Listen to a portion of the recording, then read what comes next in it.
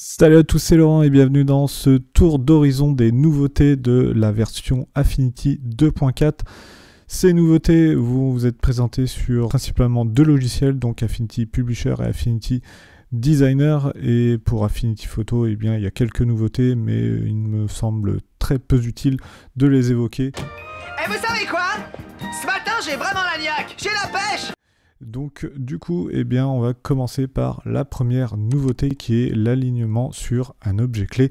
C'est une nouveauté que je trouve plutôt pratique car elle va vous permettre d'aligner sur un objet que vous avez sélectionné en particulier. Donc classiquement dans Affinity Publisher, Affinity Designer ou Affinity Photo, pour aligner des objets, vous les sélectionnez et ensuite vous allez dans les outils disponibles dans la barre d'outils supérieure pour aligner vos objets ensemble. Donc ici vous allez pouvoir par exemple les espacer horizontalement et du coup l'espace va être similaire entre les différents objets. Vous pouvez aussi les aligner verticalement tous en leur centre et là ça va là aussi s'aligner automatiquement. Ok, donc si maintenant je fais CTRL Z et que je reviens au tout début et que je sélectionne donc tous mes objets et que je lui dis là Affinity Publisher, je souhaite que tu t'alignes sur cet objet là, et bien je vais maintenir la touche Alt ou la touche Option sur Mac et ensuite je sélectionne en plus l'objet clé sur lequel je souhaite que les autres formes s'alignent. Et du coup quand vous allez par exemple aligner horizontalement vos objets, et bien tout va s'aligner par rapport à l'objet clé que vous avez sélectionné grâce à la touche Alt ou à la touche Option de maintenu sur Mac. Et la nouveauté qui est bien aussi avec ces options d'alignement, c'est que vous allez pouvoir homogénéiser des formes ou des photos. Donc ici, si vous sélectionnez toutes vos étoiles et que ensuite vous souhaitez faire en sorte que toutes vos étoiles soient sur une seule et même taille, eh bien vous allez pouvoir le faire en maintenant Alt. Vous allez sélectionner un objet clé et ensuite eh bien, vous allez pouvoir homogénéiser la taille de toutes vos étoiles par rapport à l'objet clé que vous avez sélectionné. Donc ici, eh bien, vous allez prendre la largeur. Vous voyez que ça va vous faire un tout petit bug si vous prenez que la largeur. Donc pour cela, il va falloir cliquer sur conserver les proportions et là, ça va homogénéiser la taille de tout vos objets sur l'objet clé que vous avez sélectionné précédemment. Et donc ça c'est plutôt pratique dans Affinity Publisher puisque vous allez pouvoir le faire sur des photos. Donc ici vous allez sélectionner en maintenant Shift toutes vos photos. Ensuite en maintenant Alt ou Option sur Mac, eh bien, vous allez sélectionner la photo de référence ou l'objet clé. Et ensuite, eh bien, vous allez dans les outils d'alignement, vous allez dans la partie homogénéiser et là, vous venez cliquer sur homogénéiser par exemple par rapport à la hauteur de cette photo que vous venez de sélectionner. Là, vous cliquez dessus et normalement, toutes vos photos vont prendre la même hauteur que la photo clé que vous avez sélectionnée. Et donc, pour que vos photos aient un bon ratio, eh bien, vous devez conserver là aussi les proportions. Et ensuite, vous cliquez sur Appliquer et vous n'avez plus qu'à replacer vos photos histoire qu'elles soient bien alignées pour avoir quelque chose de propre. Donc ça, une option plutôt intéressante. Grosse mise à jour là sur les états de calque dans Affinity Publisher et Affinity Designer. C'est quelque chose qui existait déjà dans Affinity Photo et là ils l'ont généralisé à Affinity Publisher et Affinity Designer.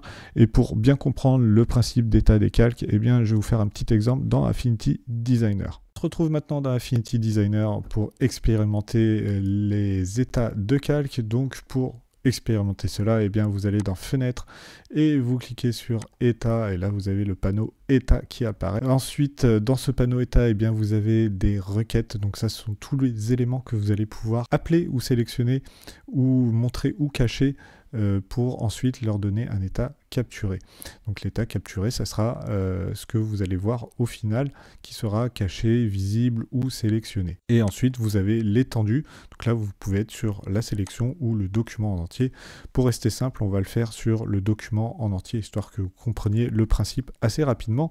Donc ici, je vous propose qu'on cache toutes les zones de texte sur mon document Affinity 2.4. Je vais tout simplement créer une requête avec cette icône qui s'appelle ajouter une nouvelle requête. Je vais appeler ça zone de texte. Je vais ensuite appuyer sur entrée pour valider ce nom et ensuite je vais tout simplement ouvrir cette requête là et aller dans les types de calques pour aller sélectionner les zones de texte. Donc ici ça veut dire que si j'ai besoin de sélectionner par exemple mes zones de texte, eh bien je vais pouvoir cliquer sur le bouton sélection et normalement elles vont toutes se sélectionner sur mon document puisque je suis bien sur le document en entier.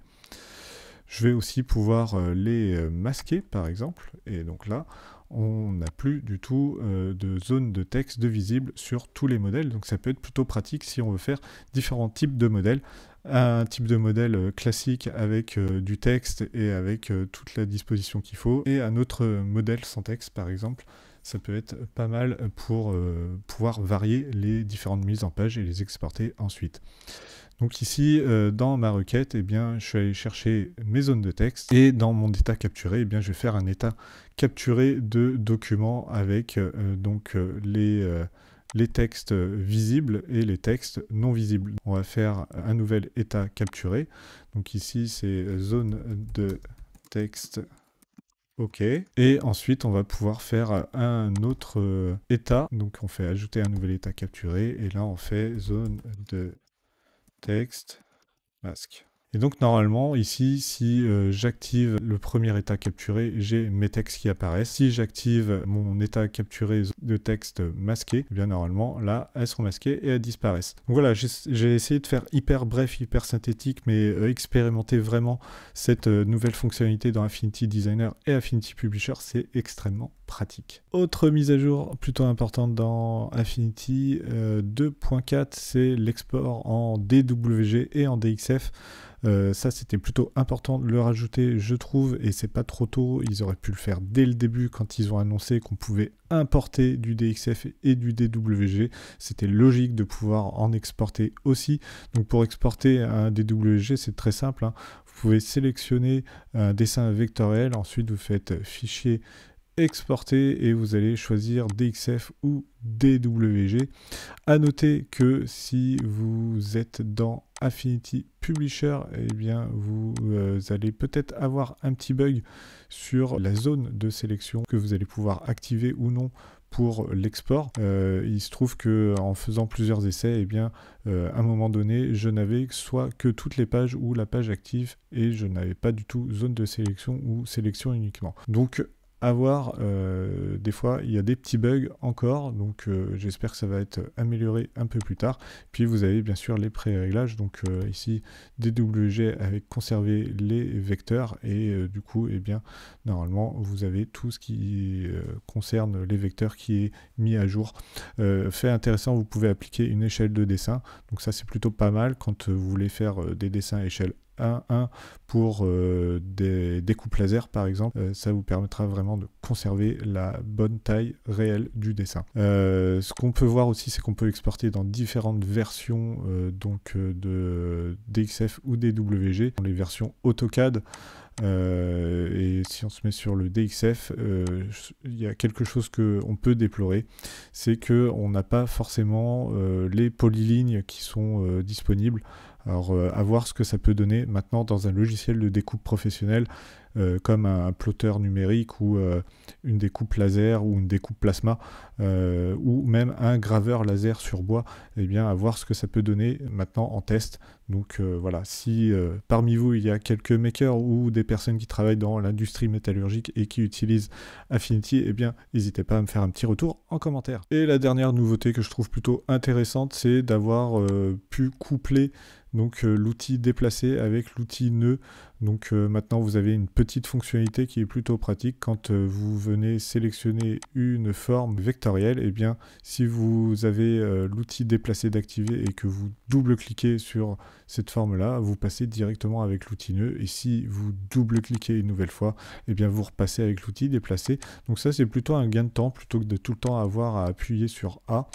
Donc voilà, c'est pas mal, c'est un petit confort, mais Serif continue à travailler sur l'expérience utilisateur du logiciel, et ça c'est plutôt un bon point. Donc voilà, c'en est tout pour cette vidéo sur le tour d'horizon des nouveautés que j'ai retenues sur Affinity 2.4. Je vous remercie de m'avoir suivi sur cette vidéo.